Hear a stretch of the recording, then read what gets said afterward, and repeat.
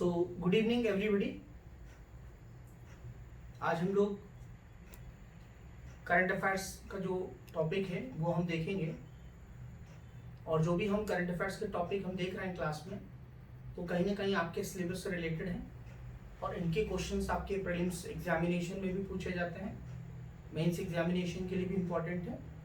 तो कहने का मतलब है कि हम आज जो टॉपिक देख रहे हैं, एक्चुअली यूपीएससी का जो पेपर बनाया जाता है वो कैसे बनाया जाता है, आपने इस बार भी देखा होगा कि जो टॉपिक चर्चा में रहते हैं उनसे रिलेटेड वो जो कॉन्सेप्ट्स हैं उनको पूछते हैं। तो साथ साथ में क्योंकि यूपीएससी का जो एग्जामिनेशन होता है उसमें सबसे इम्पॉर्टेंट बात होती है कि आपको अवेयरनेस कितना है, तो इसीलिए हम अपने क्लास में जो है उन सभी सब्जेक्ट्स को, उन सभी टॉपिक्स को जो हमारे एग्जाम्स के लिए इम्पोर्टेंट होते हैं हम उनको कवर करते हैं।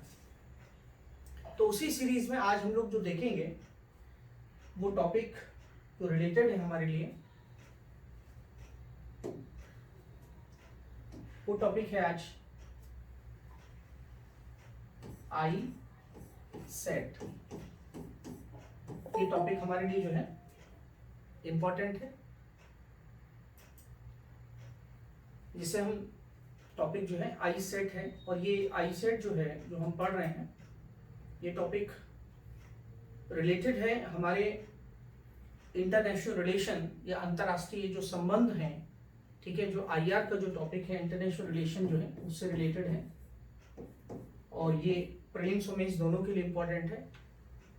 साइंस एंड टेक्नोलॉजी के लिए इम्पोर्टेंट है, साइंस एंड टेक के लिए, और काफ़ी चर्चा में भी है। अगर हम टॉपिक को फोकस करें तो जो इंडिया और यूएसए का जो रिलेशन है वहाँ से भी रिलेटेड है ये। तो देखिए, आपको मालूम होगा कि एक जो औद्योगिक क्रांति हुई थी, इंडस्ट्रियल रिवॉल्यूशन हुआ था, तो औद्योगिक क्रांति, इंडस्ट्रियल रिवॉल्यूशन को भारत ने मिस किया था। लेकिन अब इस समय जो रेवोल्यूशन है वो एक टेक्नोलॉजी रिवॉल्यूशन है, और भारत को टेक्नोलॉजी रिवॉल्यूशन को मिस नहीं करना चाहिए। आज कोई भी देश जो है, अगर हम भारत और चीन की बात करें, इंडिया और चाइना की बात करें, तो इंडिया और चाइना में हम देखेंगे कि दोनों की जो स्ट्रेंथ है, दोनों की जो पावर है, उसमें स्ट्रेंथ में अंतर है। और ये जो टेक्नोलॉजी गैप है, ये जो तकनीकी का अंतर है, आज हमें उस गैप को जो है क्या करना है, उसको पाटने की जरूरत है। पाटने का मतलब क्या हो गया, उस गैप को कंप्लीट करने की जरूरत है। जो देश के पास टेक्नोलॉजी रहेगी वो देश आगे रहेगा, ये मेरे कहने का मतलब है। तो इसी कॉन्टेक्स्ट में अब टेक्नोलॉजी क्या होती है, किसे हम टेक्नोलॉजी कहते हैं। टेक्नोलॉजी का मतलब ये है कि जैसे आप देखेंगे, जैसे बायोटेक्नोलॉजी है, जैसे क्वांटम टेक्नोलॉजी है, जैसे स्पेस टेक्नोलॉजी है, राइट। ये सारी जो टेक्नोलॉजी है, 6G है, 5G है, ये सब टेक्नोलॉजी है।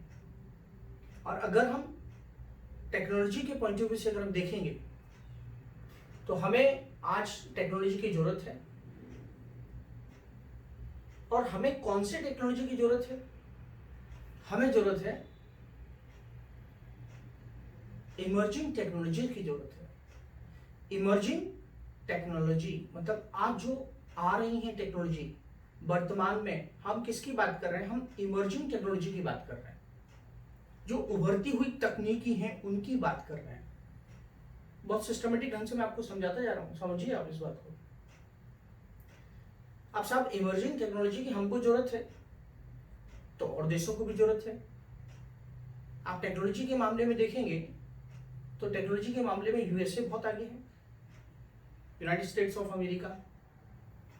तो हमने एक इनिशिएटिव स्टार्ट किया है, हमने एक सहयोग स्टार्ट किया है, हमने एक कोलैबोरेशन स्टार्ट किया है विद द यूएसए। तो इंडिया, समझिए आप, इंडिया यूएसए के बीच में एक जो कोलैबोरेशन है, एक जो सहयोग है, बस उसी को बोलते हैं आई सेट। हुआ क्लियर आपको ये? हुआ क्लियर आपको ये कि आईसेट क्या है? आईसेट जो है वो इंडिया और यूएसए के बीच में जो इमर्जिंग टेक्नोलॉजी को लेके ये एक इनिशिएटिव है, ये एक इनिशिएटिव है। तो इसका मतलब क्या हो गया? इसको हम क्या बोलेंगे? फुल फॉर्म क्या हो गया इसका? Initiative and emerging technology. Initiative जो है वो किसके लिए इनिशिएटिव है? क्रिटिकल, ठीक है। इनिशिएटिव देखिए ये क्या है? एक इनिशिएटिव है, इनिशिएटिव है। इनिशिएटिव का मतलब क्या होता है? इनिशिएटिव का मतलब होता है पहल। ये एक पहल है। किसकी पहल है? ये इंडिया और यूएस की पहल है। किसके लिए है? क्रिटिकल। किसके लिए है?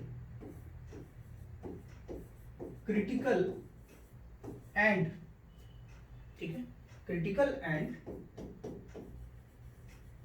Emerging, critical and emerging technology.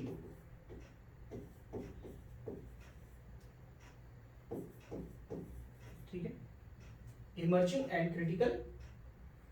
ये इनिशिएटिव जो है ये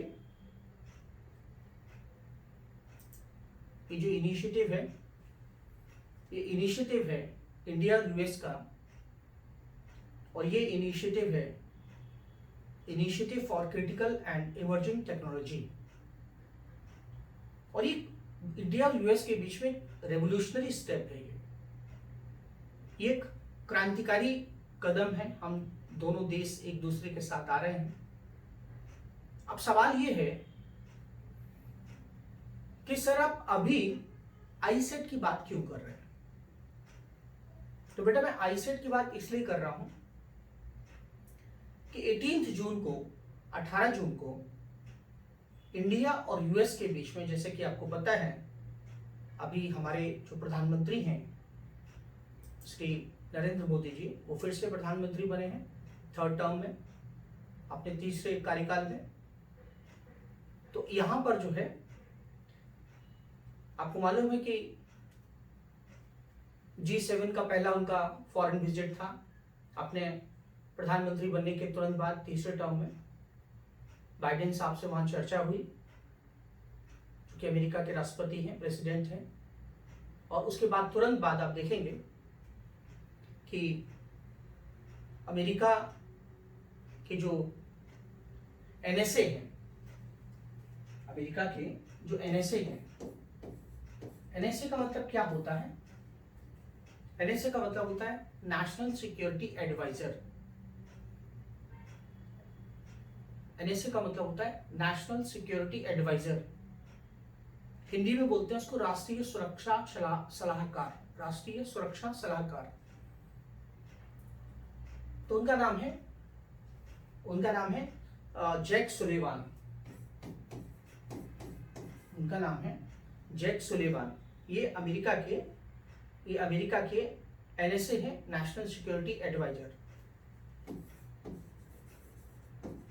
ये अमेरिका के नेशनल सिक्योरिटी एडवाइजर हैं। और इनकी विजिट हुई दिल्ली में। ये दिल्ली में आए, और दिल्ली में क्यों आए, क्या क्या उसके पीछे कारण था? तो ये जो आईसेट का जो रिव्यू मीटिंग था, आईसेट का, कि हमारा जो कॉपरेशन है, सहयोग है आईसेट का, इसका रिव्यू मीटिंग था। रिव्यू मीटिंग, ठीक है, आईसेट का रिव्यू मीटिंग था। इसके लिए जो है ये मीटिंग हुई है। तो आपको मैं समझा चुका हूं कि आईसेट क्या है। देखिए मैं आपको बताना चाहता हूं कि जो आईसेट है, ये आईसेट का विचार कब आया? एक्चुअली क्वाड जो है, हम यहां पे आपको बताएंगे कि जो क्वाड कंट्री है, क्वाड कंट्री जो है, ये क्वाड्रिलेटरल सिक्योरिटी डायलॉग है और इसमें इंडिया, जापान, ऑस्ट्रेलिया, अमेरिका है। क्वाड की जो मीटिंग है वो टोक्यो में 2020 में हुई थी। आई थिंक 2022 में हुई थी या 20 में हुई थी, ऐसा शायद 20 में हुई थी।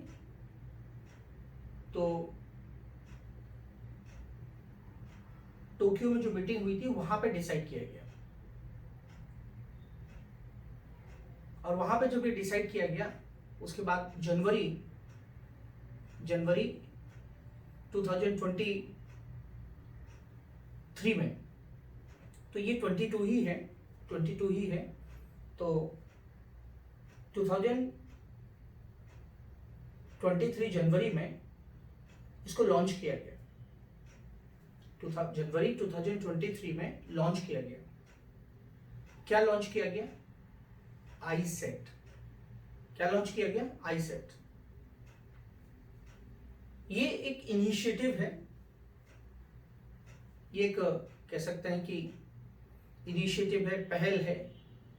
और ये जो पहल है इंडिया और यूएस की है, यूएसए की पहल है, जिसमें नेशनल सिक्योरिटी एडवाइजर जो है ये आपस में मिलते हैं। इससे पहले भी मीटिंग हो चुकी थी अमेरिका में। हमारे national security adviser Ajit Doval ji हैं, अजीत डोभाल जी वहां गए थे न्यूयॉर्क में, वहां मीटिंग हुआ था। उसके बाद अभी मीटिंग हुआ है। तो हम जो चर्चा कर रहे हैं वो क्रिटिकल इमर्जिंग टेक्नोलॉजी है। तो हमें ये जानना चाहिए कि कौन कौन सी ऐसी टेक्नोलॉजी है, जैसे कि स्पेस है, आप देख सकते हैं, जैसे कि स्पेस है, अंतरिक्ष, ठीक है, स्पेस जो है, अंतरिक्ष,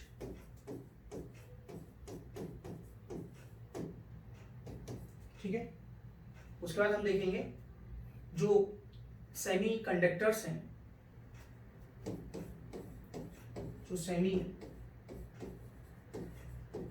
कंडक्टर्स जो हैं, सेमी कंडक्टर्स, और उनको हम हिंदी में क्या बोलते हैं? अर्धचालक,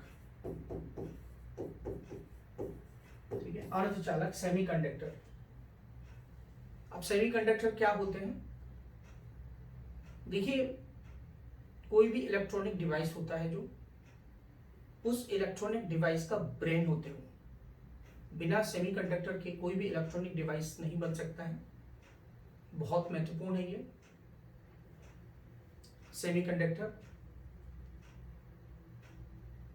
तो आप देखेंगे जो सेमीकंडक्टर आप देखेंगे सभी इलेक्ट्रॉनिक डिवाइस में यूज किए जाते हैं। उसके बाद फिर हम बात करेंगे एडवांस्ड टेलीकम्युनिकेशन, ठीक है, advanced telecommunication, advanced telecommunication,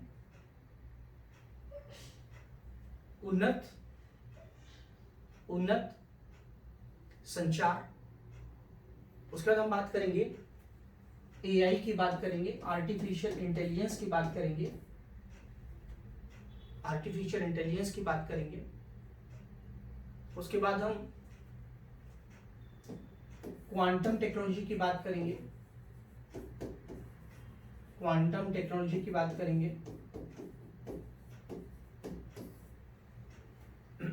quantum technology की बात करेंगे।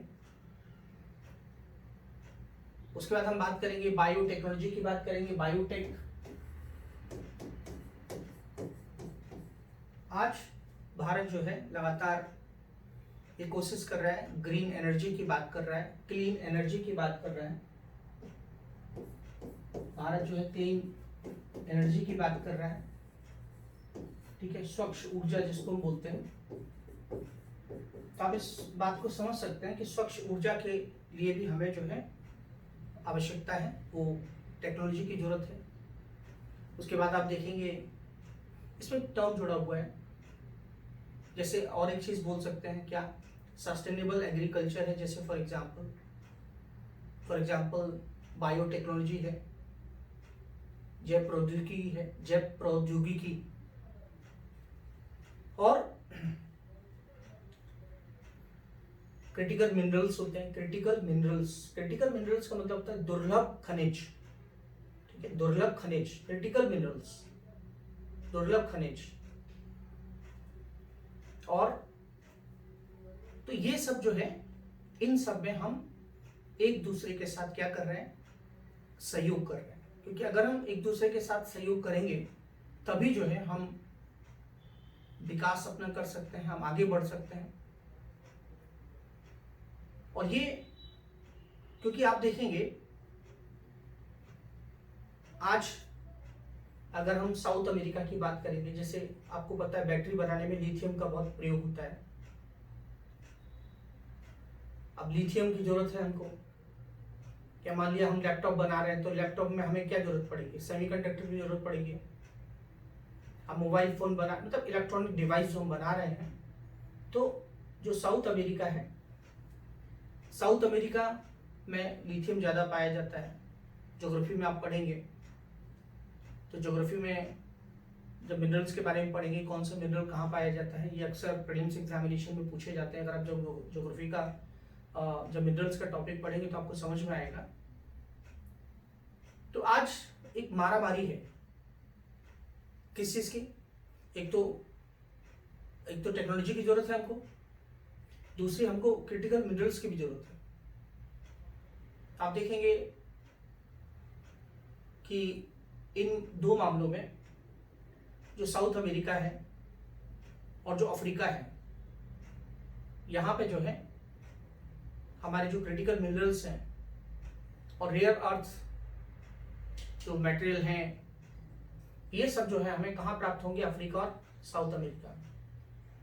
आज चाइना ने बहुत सारे, साउथ अमेरिका में देखेंगे तो साउथ अमेरिका में चाइना ने क्या किया है, बहुत सारे देशों के साथ जो है लीज मतलब एग्रीमेंट कर लिया है उन सब चीजों के लिए।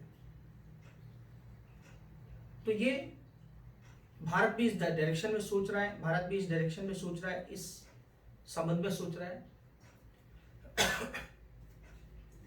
अब सवाल ये उठता है कि चाइना का जो जिस तरीके से एटीट्यूड है, या हमारे लिए चाइना चैलेंज बना हुआ है, और आपको पता है जो इंडो पैसिफिक रीजन है, इंडो पैसिफिक रीजन, अब आप बोलेंगे सर ये इंडो पैसिफिक रीजन क्या होता है, इंडो पैसिफिक क्षेत्र क्या होता है। तो यहाँ पे मैं आपको बताना चाहूंगा कि जो हिंद महासागर है, जो इंडियन ओशन है, और जो पैसिफिक ओशन है, उसे हम इंडो पैसिफिक कहते हैं। और इंडो पैसिफिक रीजन में चाइना जो है अपना, उसकी जो पॉलिसी है वो अपने आप को डोमिनेंस या अपना डोमिनेंस एस्टैब्लिश करना चाहता है, अपना दबदबा बनाए रखना चाहता है। और आपको पता है भारत के साथ चाइना के जो रिलेशन है वो बहुत अच्छे नहीं हैं। तो अगर मैं कहूं कि इसका सिग्निफिकेंस क्या, इंपॉर्टेंस क्या है, तो आप लिख सकते हैं द पार्टनरशिप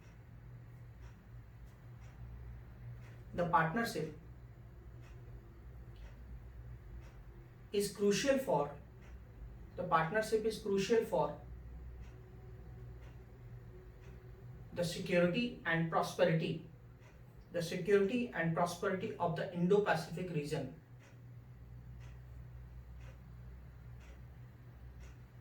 हिंद महासागर का जो क्षेत्र है उसकी सुरक्षा और समृद्धि जो है उसके लिए बहुत ही इंपॉर्टेंट है।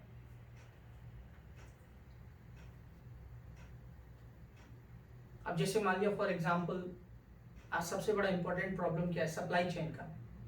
आपको मालूम होगा कि अगर कोई देश अपना सप्लाई चेन रोक देता है, कोविड-19 के दौरान ऐसा हुआ था। अगर आप देखेंगे कार जो बनती हैं, कार इलेक्ट्रॉनिक डिवाइस कार में भी होते हैं, इलेक्ट्रॉनिक आइटम कार में भी होते हैं, कार हो गया, लैपटॉप हो गया, मोबाइल हो गया, तो सब जगह तो हमको जरूरत पड़ ही रही है। तो अगर हमको रेवोल्यूशन में शामिल होना है तो हमें तो ये एसेंशियल चीजें हैं, ठीक है। अब जैसे फॉर एग्जांपल है, जैसे ग्रेफाइट है, ग्रेफाइट एग्जाम्पल के तौर पर बता रहा हूं, क्या बता रहा हूं, ग्रेफाइट, ठीक है, ग्रेफाइट, ठीक है, ग्रेफाइट की बात करते हैं। फॉर एग्जाम्पल हम बात करेंगे जर्मेनियम की बात करेंगे, हम बात करेंगे जर्मेनियम की बात करेंगे, ठीक है, जर्मेनियम की बात करेंगे।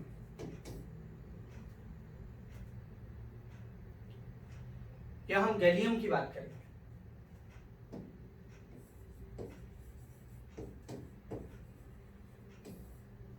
तो इन सब की हमको जरूरत है। तो इंडिया को क्या जरूरत है, इंडिया की क्या आवश्यकता क्या है, इंडिया की आवश्यकता है क्या, मिनरल सिक्योरिटी। अगर आप कभी लिख रहे हो तो आप बता सकते हैं इंडिया को जरूरत है मिनरल सिक्योरिटी की जरूरत है, मिनरल सिक्योरिटी। मिनरल सिक्योरिटी का क्या मतलब हुआ, खनिज सुरक्षा, खनिज सुरक्षा की आवश्यकता है भारत को। ये पॉइंट हमेशा ध्यान रखिएगा। और इसीलिए भारत चाह रहा है कि जो लिथियम है या जो रेयर अर्थ डिपोजिट्स हैं, रेयर अर्थ डिपोजिट्स जो हैं, मैंने आपको बताया लिथियम के सोर्सेज जो हैं साउथ अमेरिका में है, और भारत जो है साउथ अमेरिका में इन्वेस्ट कर रहा है, जिसे हम कहते हैं lithium resource project, lithium resource project in south America. और जो रेयर अर्थ डिपोजिट्स है अफ्रीका में है। रेयर अर्थ को मैंने आपको क्या बताया, जो दुर्लभ धातु है, दुर्लभ धातु है। यहाँ पे मैंने आपको क्या समझाने का प्रयास किया है, आपके दिमाग में एक पिक्चर, एक इमेज आई होगी कि भारत अगर तरक्की करना चाहता है तो उसको टेक्नोलॉजी की भी जरूरत है, साथ साथ में उसको रेयर जो अर्थ मिनरल्स हैं उनकी जरूरत है। तो ऐसी स्थिति में जो क्रिटिकल मिनरल्स हैं उनकी भारत को जरूरत है। तो भारत ने क्या किया है, जुलाई 2023 में भारत ने क्या किया है, जुलाई 2023 में, मैं जितने भी सेंटेंस बोल रहा हूं ये सभी चीजें आपके लिए बहुत महत्वपूर्ण है। जितने भी टॉपिक मैं आपको पढ़ा रहा हूं ये CAPF के ऐसे को भी ध्यान में रखते हुए पढ़ा रहा हूं, इसलिए बहुत ध्यान से समझना है। सो इन जुलाई 2023 यहाँ पे भारत ने क्या किया, एक लिस्ट तैयार की। जुलाई 2023 में भारत ने एक लिस्ट तैयार की, और जो लिस्ट तैयार की, मतलब सूची जो तैयार की है, वो 30 मिनरल्स, क्रिटिकल मिनरल्स की तैयार की, 30 क्रिटिकल मिनरल्स, ठीक है, 30 क्रिटिकल मिनरल्स की जो है 30 क्रिटिकल मिनरल्स की लिस्ट उसने जो है तैयार की।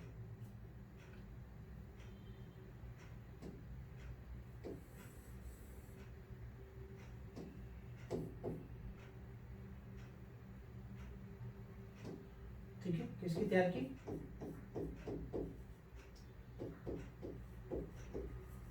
मिनरल्स की तैयार की। तो 30 क्रिटिकल मिनरल्स जो हैं उसकी लिस्ट जो है यहाँ पे तैयार की गई। इसको क्या बोलते हैं हम, इसको बोलते हैं खनिज, क्या बोल रहे हैं, मिनरल्स, खनिज की लिस्ट उसने क्या की, तैयार की भारत में। तो मतलब मिनरल्स की जो लिस्ट उसने तैयार की है ये इसलिए तैयार की है ताकि हम इन सब चीजों को क्या कर सके, हम इन सब चीजों को एक साथ भारत को ये उपलब्ध हो, इसीलिए जो है ये लिस्ट लाई गई। भारत के पास एक कानून है और वो एक्ट है द माइंस एंड भारत के पास एक कानून है, द माइंस, ठीक है, भारत के पास जो कानून है उसका नाम है the mines and mineral, mines and, ठीक है, मिनरल्स। तो ये जो कानून है द माइंस एंड मिनरल्स, ठीक है, इसमें लिखेंगे development regulation, development and regulation, regulations act 1957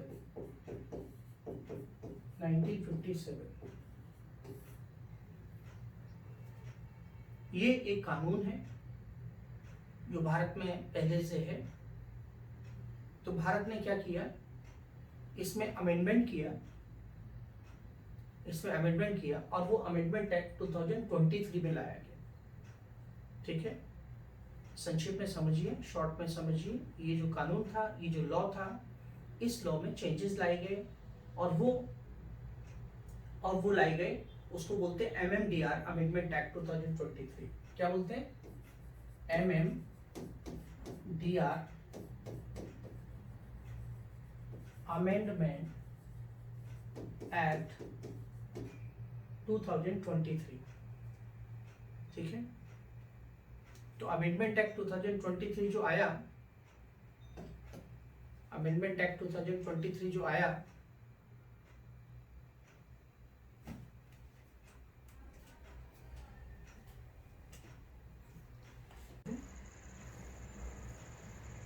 हम लोग जो बोर्ड पे लिख रहे थे वो कहाँ पे लिख रहे थे? बोर्ड पे कहाँ तक लिखा था हमने बोर्ड पे? बेटा बताओ जरा।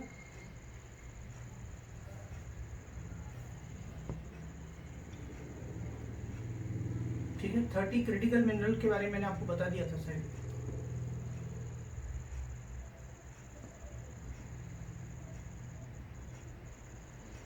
अमेंडमेंट एक्ट के बारे में भी बता दिया था शायद, ठीक है। उसके बाद स्टार्ट करना था शायद। India has incorporated. यस, ठीक है, वेरी गुड बेटा, बहुत इंपॉर्टेंट टॉपिक है, ध्यान रखिएगा। जीएस के थर्ड पेपर के लिए भी इंपॉर्टेंट है काफ़ी, मिनरल्स में आपसे क्वेश्चन पूछे जा सकते हैं। तो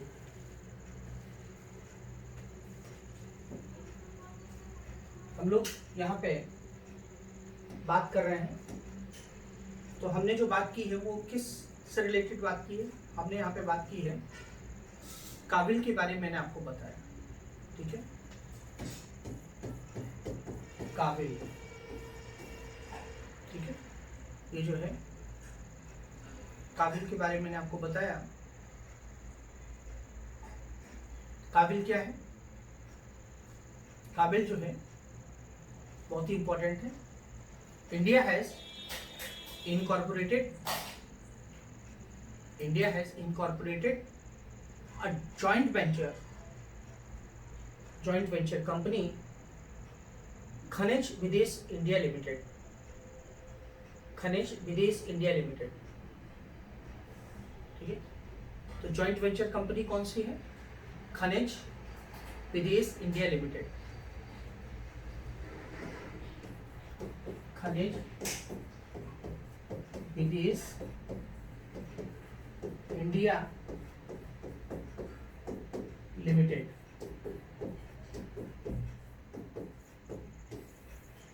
खनिज विदेश इंडिया लिमिटेड, ठीक है। तो यहाँ पे आप देखेंगे कि जो खनिज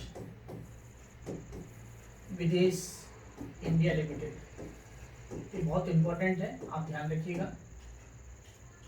खनिज विदेश इंडिया लिमिटेड, और ये जो कंपनी है with equity contribution from 3 central public 3 central public sector enterprises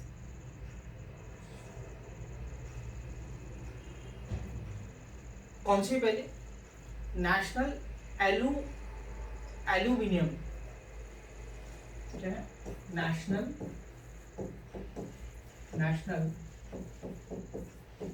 aluminium, ठीक है, national aluminium company limited,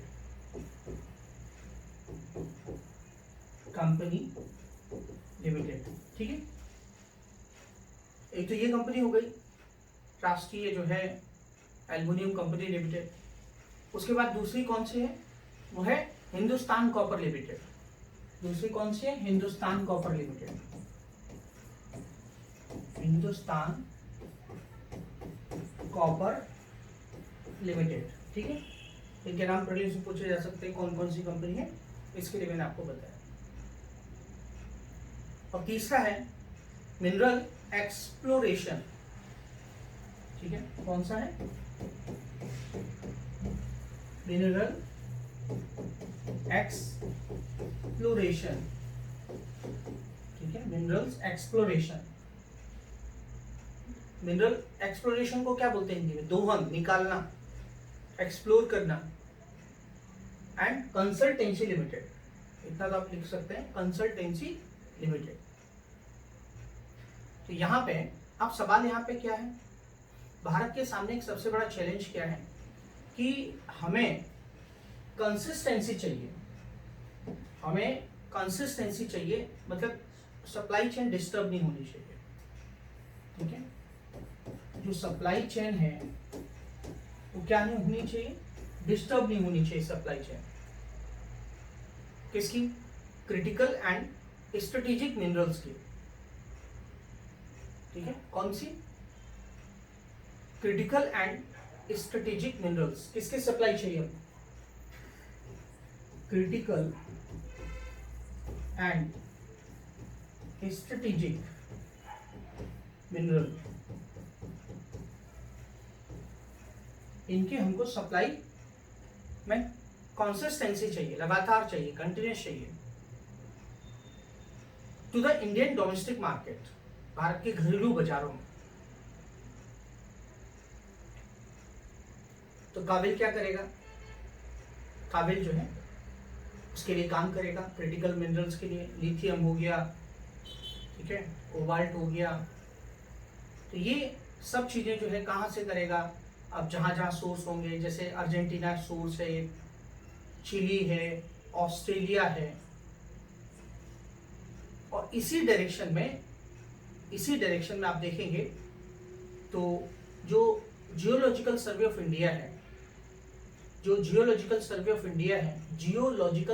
India, और वैसे ही यूएस का भी जियोलॉजिकल सर्वे ऑफ इंडिया है, और दोनों ही लोग जो है एक साथ काम कर रहे हैं, ठीक है। ये दोनों लोग एक साथ काम कर रहे हैं, ये कॉपरेशन है, एक सहयोग है, एक कॉपरेशन है और एक सहयोग है।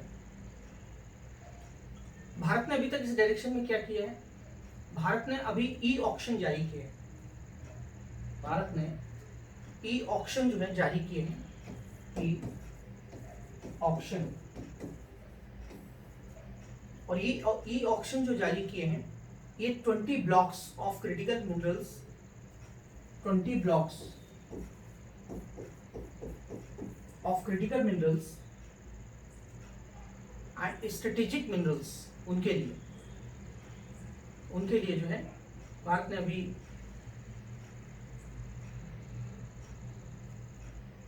ई ऑक्शन जारी किए हैं। और भारत ये चाहता है कि इसकी सप्लाई जो है लगातार बनी रहे, क्योंकि भारत के लिए बहुत इंपॉर्टेंट है और भारत ग्रीन टेक्नोलॉजी की तरफ बढ़ रहा है। आपको पता है भारत चाहता है कि हमारे जो कार्बन फुटप्रिंट है, कार्बन फुटप्रिंट को रिड्यूस करना चाहता है भारत, ग्रीन टेक्नोलॉजी में आना चाहता है भारत आगे। तो अब थोड़ा सा हमें अलग से काम करना पड़ेगा। क्रिटिकल मिनरल्स कौन कौन से होते हैं? कभी भी जब आप पढ़ रहे हों और कहीं भी ऐसी न्यूज़ आती है critical minerals, rare earth minerals, बहुत इंपॉर्टेंट है, ध्यान से पढ़िए, ये आपको समझ में आया होगा। तो इस तरीके से जो है हमने ये जो टॉपिक है, ये टॉपिक हमने प्रिपेयर किया है और ये बहुत ही इम्पोर्टेंट टॉपिक है। तो अब हम लेते हैं दूसरा टॉपिक, सेकंड टॉपिक। ठीक है, 1 मिनट के लिए रुकिए।